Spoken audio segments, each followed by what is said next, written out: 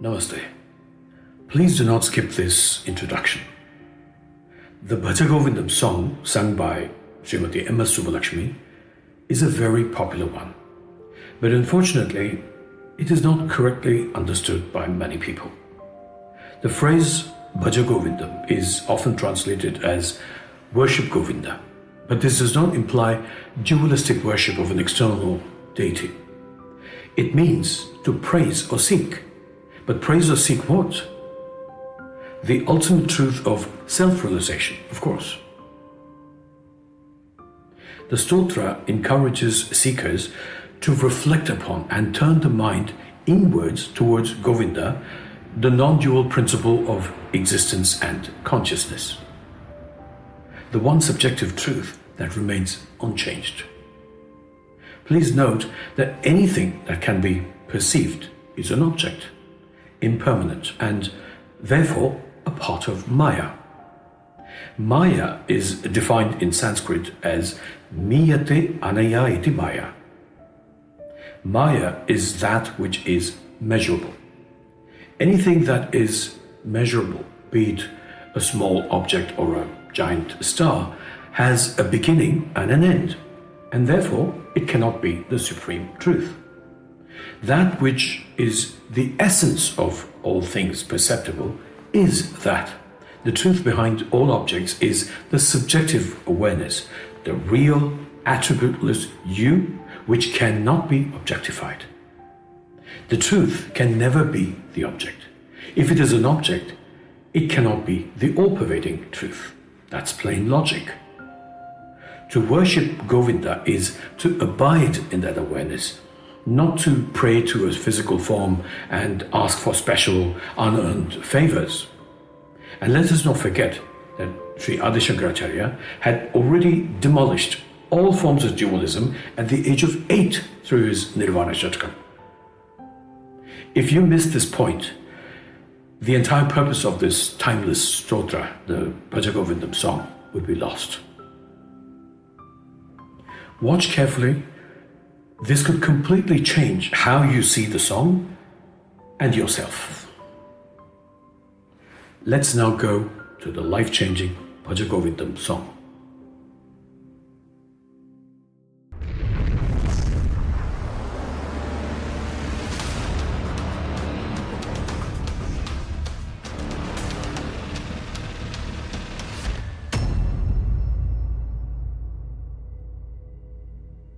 Namaste. At the tender age of 8, Sri Adi Shankaracharya composed the Nirvana Shatakam, encapsulating the philosophy of Advaita Vedanta in just 6 shlokas or verses. The ultimate goal of a seeker on the path of Vedanta is Atma-jnana or self-knowledge. It involves understanding that one's attributeless subjective awareness, not the ego or what I call the assumed I, is the supreme all-pervading Brahman. This Brahman is known as Krishna or Paramatma. What Krishna says in Shloka 246 of the Srimad Bhagavad Gita is that for a man of self-realization, the purpose served by the Vedas is as much as what a small well does when it is flooded everywhere. It is because the knowledge of the self is the highest goal of seekers following almost all paths. And if one actually understands the Srimad Bhagavad Gita instead of simply reciting or chanting it meaninglessly, he or she will attain the highest goal. Krishna or Govinda are the personification of the supreme all-pervading truth or Brahman. The literary contributions of Adi Shankaracharya to humankind can be broadly categorized into 3 groups. Firstly, his bhashyams or commentaries, which include profound expositions of the Srimad Bhagavad Gita, the 10 principal Upanishads, and the Brahma Sutras. The second group comprises the Prakarana Granthas, which are detailed treatises elucidating the philosophy of Advaita Vedanta. Among them are renowned works like Vivekachudamani, Atma Bodha, Tattva Bodha, Aparokshanubhuti, and the third group is that of stotras, including the Bhaja Govindam song, Dakshinamurti Stotra, Nirvana Shatakam, Dashashloki, Shatashloki, and many others. Many Indians, particularly those from South India, have grown up listening to the Bhaja Govindam song sung by eminent vocalists such as the renowned Srimati M. Subbulakshmi. However, to my knowledge, not many have delved into its profound meaning. Understanding this song alongside a simple and easy to understand translation of the Srimad Bhagavad Gita, such as my publications, before one turns 20 can profoundly impact their psyche, personality, and life philosophy, fostering happiness, peace, prosperity, enrichment, and fulfillment. While one can enjoy listening to it sung by great singers, this presentation focuses on comprehending each stanza and applying its wisdom in life. Before going into the song's description and translation, it's essential to recognize that all Vedantic teachings are allegorical. In Sanskrit, allegorical references and descriptions are known to be sanketa or sanket in Hindi, meaning things that convey something through signs, clues, or symbols. Such symbols, marks, or signs are used to unveil great hidden truths. For instance, let us consider the linga or Shivalinga. The term linga is derived from linam gamayati iti lingam. Linam signifies that which is concealed or hidden, and gamayati denotes to explain and lead towards something. Therefore, lingam denotes that which reveals something concealed, and in the case of the Shivalinga, it reveals the truth of Shakti and Shiva, or existence and consciousness, respectively. Let us get back to Sri Adi Shankaracharya. During his renowned pilgrimage to Kashi or Benares, the great Acharya, accompanied by his 14 disciples, composed the Bhaja Govindam song. While strolling through the streets of Kashi, Adi Shankaracharya was moved by an elderly man engrossed in memorizing the rules of grammar and linguistics. These rules were established by the great Panini, who was a grammarian, logician, and Sanskrit philologist, and is known as the father of linguistics. This man, like many others who never cared to understand Vedanta but took pride in merely memorizing and chanting shlokas, despite his advanced age, he spent his time and energy memorizing the rules of grammar instead of understanding Krishna. This encounter prompted Sri Adi Shankaracharya to craft a poignant critique of a life consumed by trivialities. In his Shlokas, Sri Adi Shankaracharya urges individuals to refocus on Krishna and extol his divine virtues instead of squandering energy on mundane pursuits. The term fool, moodhamate, subtly highlights the folly of people to prioritize transient matters over spiritual pursuit, resulting in meaningless rites and rituals which are far away from the path of Vedanta. The Bhaja Govindam's tone, though eloquent and meticulously crafted, carries a compelling urgency aiming to awaken individuals from the slumber of ignorance induced by worldly delusions. A gentler approach would only prolong the awakening process. The great Adi Shankaracharya highlights the urgency of spiritual awakening exemplified by the elderly man he came across who was diligently memorizing grammar verses without truly grasping their meaning. This poignant illustration shows the futility of mere rote learning in providing solace when confronted with the inevitability of death. Therefore, the song begins without a preamble, highlighting its immediate relevance and significance. Before I commence presenting the translation of the shlokas of the entire Bhaja Govindam song, I would like to recite 5 key shlokas along with their respective translations. These 5 shlokas provide a bird's eye view of the entire composition. As you continue with the translation of the entire song, they will also serve as a foundation for your journey through the highly transformative composition of Sri Adi Shankaracharya. 1. Nalini dalagata jalamati taralam tadvajjivitam atishaya chapalam vidhivyadhyabhimanakrastam lokam shokahatam chasamastam. A person's life is as uncertain as raindrops quivering on a lotus leaf. Recognize that the entire world is vulnerable to disease, ego, and sorrow. 2. Yavat pavado nivasati dehe tavat pruchati kushalam gehe gatavati vayo deha paye bharya bibhyati tasmin gaye. While alive, family members inquire kindly about his well-being, but when the soul leaves the body, even his wife flees in fear. 3.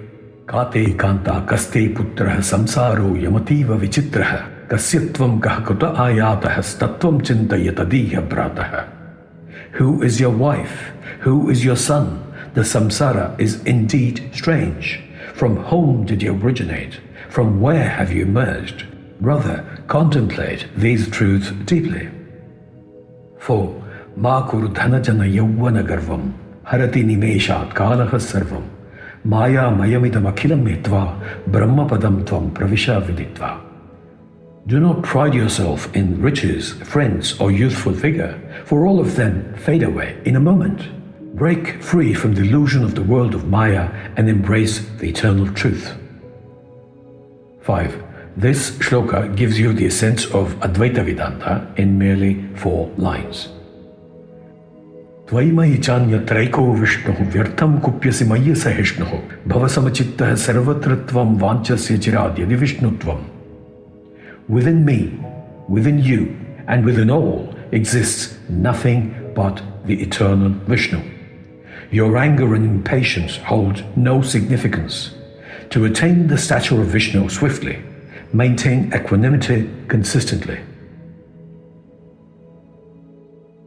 I will now read out my translation of the entire Bhaja Govindam song.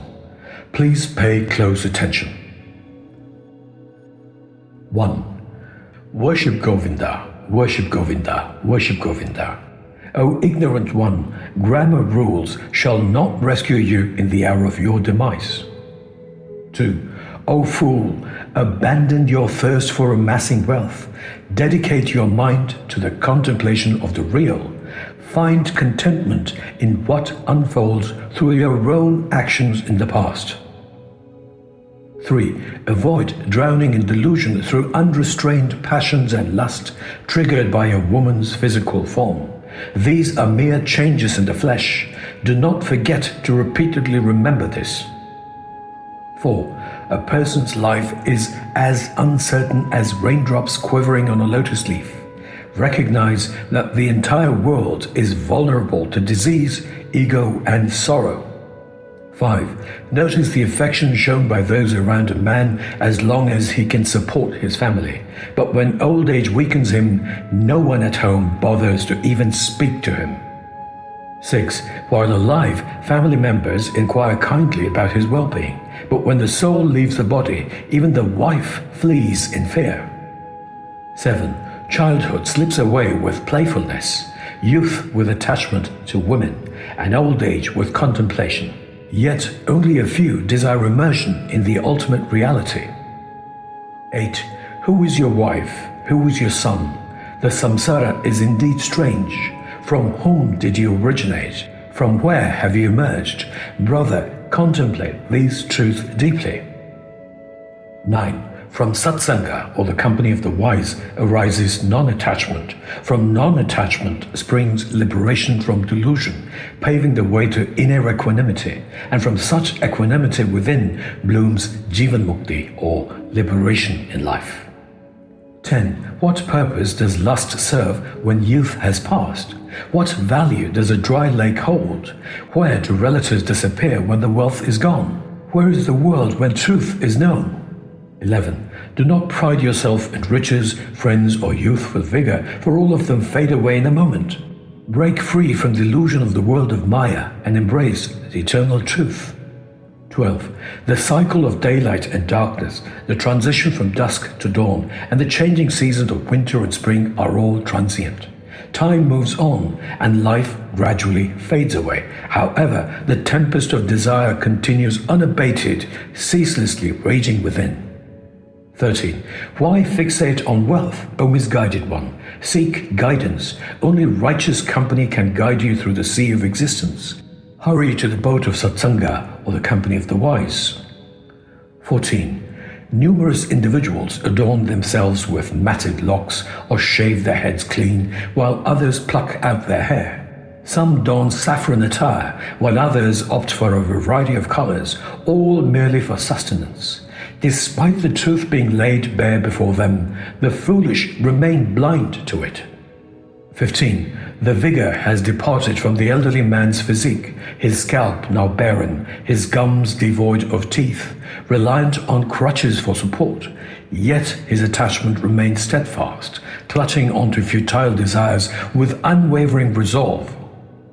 16. See there, reclining amidst warmth from the fire ahead and the sun behind, by nightfall he curls up, seeking refuge from the chill, his meager sustenance, a beggar's fare from his cupped hands, devoured beneath the sheltering tree. Yet within he remains a hapless puppet, manipulated by the strings of desire.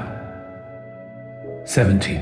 One might journey to Gangasagar, undertake fasts, and bestow riches in charity, yet devoid of jnana, liberation remains elusive, even after 100 births. 18. Take up residence in a temple or under a tree, wear a deerskin and sleep on the earth, renounce attachments and comforts. With such detachment, contentment is inevitable. 19. One might find pleasure in yoga or bhoga, whether attached or detached, yet only the one whose mind finds constant delight in Brahman experiences true bliss, none other.